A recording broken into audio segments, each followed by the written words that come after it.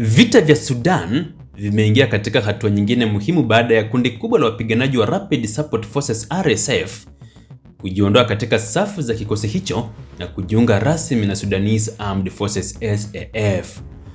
Tukio hilo limetokea wakati ambapo jeshi la Sudan linaendelea kuongeza shinikizo dhidi ya RSF katika maeneo mbalimbali ya nchi hiyo. Kwa mujibu wa taarifa zilizotolewa na jeshi la Sudan na kuripotiwa na Anadolu, kundi hilo lililowasili Al-Daba katika Northern State linajumuisha wapiganaji 318, makamanda 4 na takriban magari 50 ya kivita. Miongoni mwa waliotajwa ni Musa Al-Ahmed, anajulikana kwa jina lake maarufu la Musa 50. Kiongozi huyo alisema sababu ya kuondoka RSF ilikuwa miongoni mwao kile alichodai kuwa ni ukosefu wa mfumo wa kitaasisi ndani ya kundi hilo pamoja na msimamo wao wa kuunga mkono umoja wa Sudan. Lakini nyuma ya tukio hili kuna jambo kubwa zaidi kuliko idadi ya wapiganaji waliobadili upande. Kwa mtazamo wa kijeshi, kuondoka kwa watu zaidi ya 300 pamoja na magari 50 ya kivita kunaweza kuwa na thamani kubwa kuliko idadi yenyewe. RSF imejengwa kwa kiasi kikubwa kupitia mitandao ya makamanda, wapiganaji wa maeneo mbalimbali na vikundi vyenye uhusiano wa kijamii na kikabila. Kwa hiyo, pale kamanda anapoondoka akiwa na kundi la wapiganaji na vifaa, athari inaweza kuenea zaidi ya kupoteza askari wachache kwenye uwanja wa kivita. Kundi hili limeondoka likiwa na magari na silaha, jambo linalomaanisha kwamba RSF haikupoteza tu nguvu kazi, bali pia sehemu ya uwezo wake wa kiutendaji. Hata hivyo, ni muhimu kuepuka hitimisho kwamba tukio hili peke yake limeivunja RSF. Sababu iliyotolewa na Musa 50 ni ukosefu wa kazi za kitaasisi ndani ya RSF na imani kwamba wanapaswa kusimama upande wa umoja wa Sudan. Lakini katika vita vya wenyewe kwa wenyewe, sababu za uasi au kujisalimisha mara nyingi huwa nyingi kwa wakati mmoja. Inaweza kuwa ni mabadiliko ya nguvu kwenye uwanja wa kivita, kupungua kwa imani kwa uongozi, matatizo ya vifaa na mishahara, hofu kuhusu mustakabali wa kundi au tathmini kwamba upande mwingine unaanza kuwa na nafasi bora ya kushinda. Kwa hiyo, kauli ya kisiasa ya umoja wa Sudan ni muhimu, lakini haiwezi peke yake kueleza motisha zote za waliobadilisha upande. Je, hatua hii inaipa faida gani SAF? Hapa ndipo tukio hili linakuwa muhimu zaidi. Kwanza, SAF linapata nguvu kazi. Pili, linapata watu ambao tayari wana uzoefu wa mapigano na wanaifahamu RSF kutoka ndani. Tatu, linapata magari ya kivita na silaha ambazo zinaweza kurejeshwa katika mfumo wa kijeshi baada ya kufanyiwa ukaguzi. Nne, na labda muhimu zaidi, linapata taarifa za kiintelijensia. Wapiganaji waliotoka RSF wanaweza kuwa na uelewa kuhusu miundo ya makamanda, maeneo ya operesheni, njia za usafirishaji, hali ya vikosi na namna ambavyo baadhi ya vitengo vinafanya kazi. Jeshi la Sudan limeripoti kuwa hatua ya kwanza ya kuwaunganisha waliokuwa wapiganaji wa RSF imekamilika, na mchakato huo uliohusisha usajili wa kurekebisha hadhi zao kiutawala, uchunguzi wa kiusalama na kiintelijensia, pamoja na maandalizi ya kuwapeleka katika vitengo vya operesheni. Hii inaonyesha kwamba kujiunga na jeshi si lazima kumaanisha kwamba mpiganaji anaingia moja kwa moja vitani. Kuna mchakato wa kudhibitisha utambulisho, historia, uaminifu na uwezo wake kabla ya kupewa jukumu ndani ya jeshi. Hilo ni muhimu zaidi kwa sababu RSF na SAF zimekuwa zikihusishwa na tuhuma mbalimbali za ukiukwaji wa sheria za kivita katika mzozo huu unaoendelea katika nchi ya Sudan. Kwa hiyo, jeshi lina sababu za kiusalama za kuwachunguza wanaojiunga kabla ya kuwapa majukumu nyeti.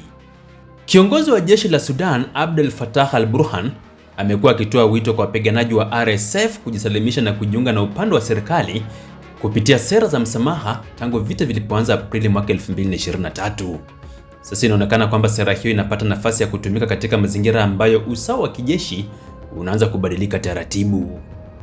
Katika wiki za hivi karibuni, jeshi la Sudan limepata mafanikio makubwa katika baadhi ya maeneo ya Kordofan na Darfur, huku Al Jazeera ikiripoti mapema Agosti kwamba mashambulizi ya jeshi na washirika wake katika eneo la magharibi yalikuwa yameisukuma RSF katika baadhi ya maeneo muhimu zaidi. Jeshi pia limekuwa likifanya operesheni katika North Kordofan ambako lilifanikiwa kukamata maeneo na kuvuruga njia muhimu za usafirishaji zinazohusishwa na RSF. Hivyo, wapiganaji wa RSF wanapofanya tathmini kwamba mazingira ya vita yanabadilika, baadhi yao wanaweza kuanza kuona kujisalimisha au kubadilisha upande kama njia ya kulinda maisha au mustakabali wao. Je, hii ni mwanzo wa mnyororo wa watu kuikimbia RSF? Hili ndilo swali muhimu zaidi. Ikiwa kundi hilo ni tukio la pekee, athari yake inaweza kuwa ndogo. Lakini kama linafuatwa na makundi mengine makubwa, hasa makamanda wanaokuja na wapiganaji na vifaa vyao, basi athari inaweza kuwa kubwa zaidi. Vita vya wenyewe kwa wenyewe vina sehemu kubwa ya moral. Wakati wapiganaji wanaamini kuwa upande wao una nafasi ya kushinda, huwa vigumu kuwafanya waondoke. Lakini ikiwa wanaanza kuamini kuwa upande wao unapoteza maeneo, njia za usambazaji na viongozi, uasi unaweza kuongezeka. Na hii ndio sababu habari za uasi zinaweza kuwa na athari kubwa kuliko idadi halisi ya watu walioondoka. Lakini RSF bado inaweza kupigana. RSF bado ina vikosi, maeneo ya ushawishi na uwezo wa kijeshi. Taarifa kutoka kwenye vyanzo vinavyohusishwa na RSF zinaonyesha kwamba kundi hilo bado linadai kufanya operesheni katika maeneo kama North Kordofan na North Darfur.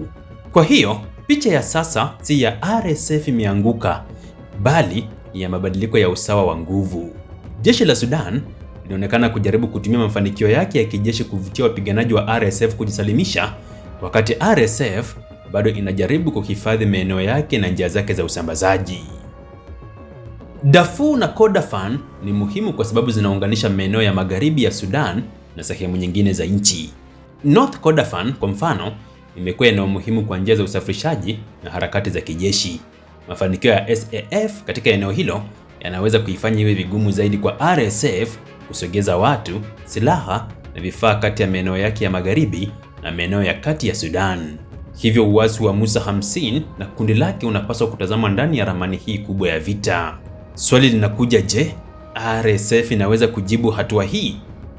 RSF inaweza kujibu kwa njia kadhaa. Inaweza kuongeza shinikizo kwa makamanda wake ili kuzuia uasi mwingine. Inaweza kubadilisha miundo ya uongozi katika maeneo yenye mashaka ya uaminifu. Inaweza pia kujaribu kuonyesha kwamba bado ina uwezo wa kijeshi kupitia mashambulizi mapya. Kuna pia hatari ya kwamba uasi mkubwa unaweza kusababisha mgawanyiko zaidi ndani ya vikundi vinavyopigana chini ya mwamvuli wa RSF. Hata hivyo, hii ni vita yenye mitandao mingi ya kijeshi na kisiasa, hivyo rahisi kutabiri kwamba kila mpiganaji atafuata mfano wa Musa Hamsin. Katika siku na wiki zijazo, mambo manne yatakuwa muhimu kufuatilia. Kwanza, kama makamanda wengine wa RSF watajitenga pamoja na vikosi vyao. Pili, kama SAF itafanikiwa kuwaunganisha wapiganaji hawa bila matatizo ya kiusalama au migogoro ya uongozi. Tatu, kama magari na silaha zilizokabidhiwa zitaonekana kutumiwa katika operesheni za kijeshi. Na nne, kama RSF itapoteza njia nyingine muhimu za usambazaji katika Kordofan na Darfur. Ikiwa mambo haya manne yataendelea kwa wakati mmoja, basi tunaweza kuanza kuzungumzia mabadiliko makubwa zaidi ya kimkakati. Kuondoka kwa wapiganaji 318, makamanda wanne na takriban magari 50 ya kivita kutoka RSF na kujiunga na SAF ni tukio lenye uzito wa kijeshi na kisiasa. Lakini maana yake halisi haitegemei idadi hiyo pekee. Swali kubwa ni kama tukio hili litabaki kuwa uasi mmoja mkubwa au litakuwa mwanzo wa mnyororo wa makamanda na wapiganaji wengine kuanza kuondoka RSF. Kwa upande wa SAF, hii ni fursa ya kuongeza nguvu, kupata taarifa za ndani na kuonyesha kwamba milango iko wazi kwa wanaotaka kubadilisha upande. Kwa upande wa RSF, ni ishara kwamba changamoto yake si kupoteza maeneo tu, bali pia kudumisha uaminifu wa wapiganaji wake wakati hali ya vita inabadilika. Na ikiwa makundi mengine yatafuata njia hiyo, basi tukio la Al-Daba linaweza kuonekana baadaye kama moja ya alama muhimu katika mabadiliko ya vita vya Sudan.